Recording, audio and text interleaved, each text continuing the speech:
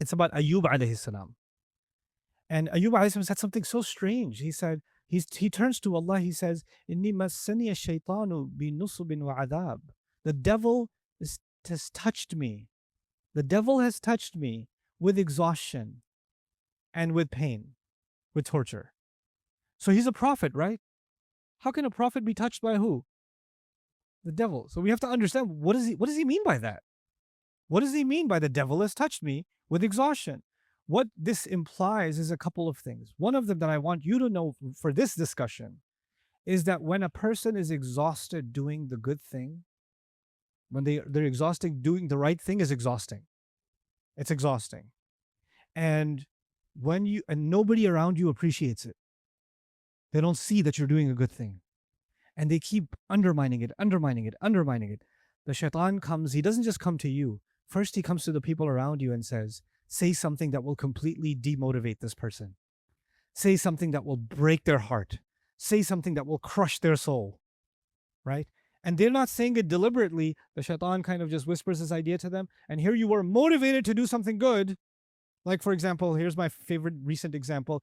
Some lady decides she's going to go to the masjid for Jum'ah. For once, she decided that she's going to pray again. So she braves herself. She gets brave. She puts the hijab on. She goes in, she prays. And somebody taps her on the shoulder from right behind after Jum'ah and says, by the way, you're wearing it wrong.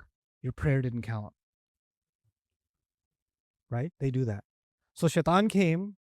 First, the shaitan came to the lady behind her and said, hey, fix her salat.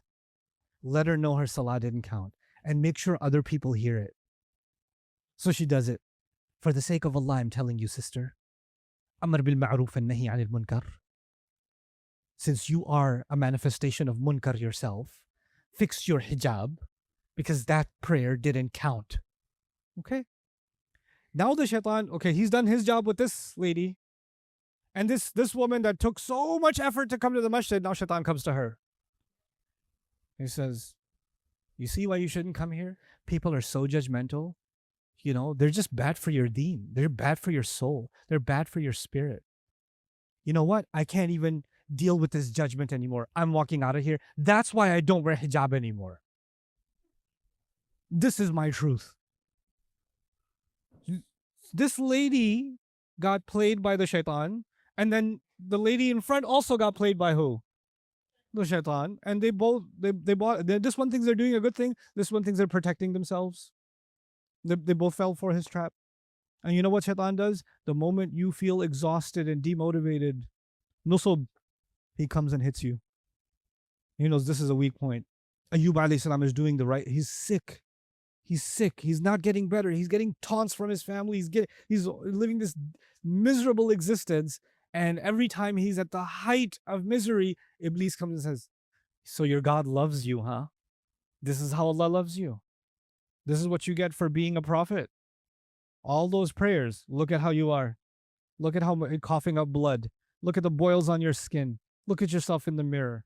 Your family thinks you're disgusting. This is what you call rahmah. And he can hear those thoughts. They're not his thoughts. Whose thoughts are they? Who's trying to implant those thoughts in him? Shaitan. And he says, Ya Allah, as I feel exhausted, shaitan sees my exhaustion and he tries to touch me. And he calls on to Allah and says, Ya Allah, no. You know, in Masaniya shaitan binusub. This is incredible that he recognizes that in himself, right?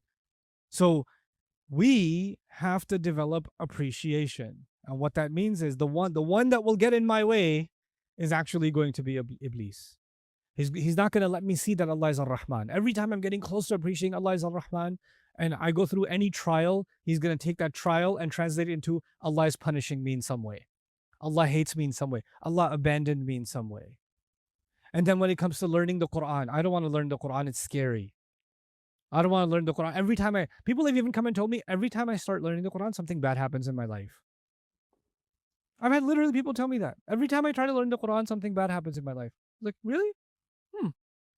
When the Prophet ﷺ started receiving the Quran, really bad stuff happened in his life too.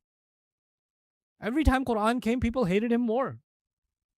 His own family turned against him more. So if something bad's happening in your life, when you start coming towards the Quran, you are walking in some level of the footsteps of your prophet, congratulations.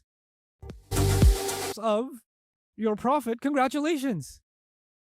Congratulations.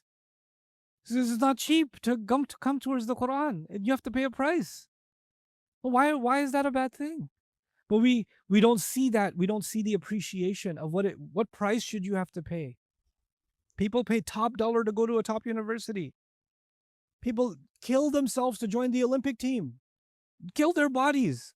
Kill their desire to eat food. Kill their sleep habits to join this team. What is Allah asking you to come towards Him? Is He asking you to destroy yourself? And yet we're like, no, it's too hard. This is takdhib of 'allama al-Quran.